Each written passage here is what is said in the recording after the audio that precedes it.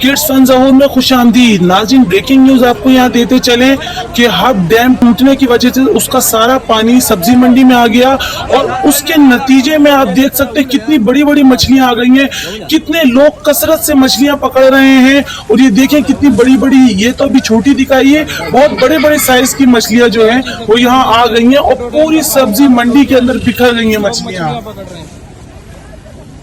ये बड़े बड़े मछलियां बोला,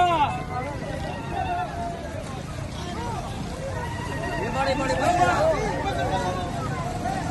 25/7/2022 आज तारीख है।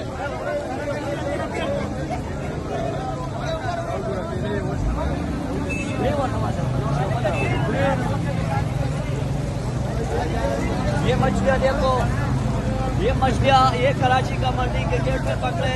ये 25 साल के बाद कराची का मंडी में मछली आया हुआ है और सैलाब में ये मछलियां देखो भैया, ये बड़े बड़े मछलियां, ये लोग मसरूफ है।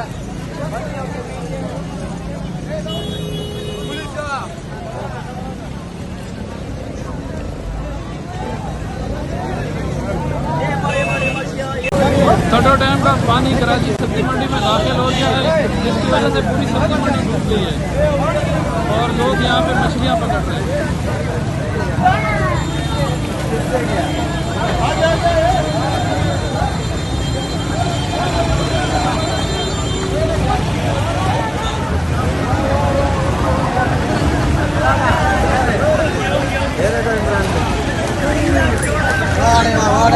छोड़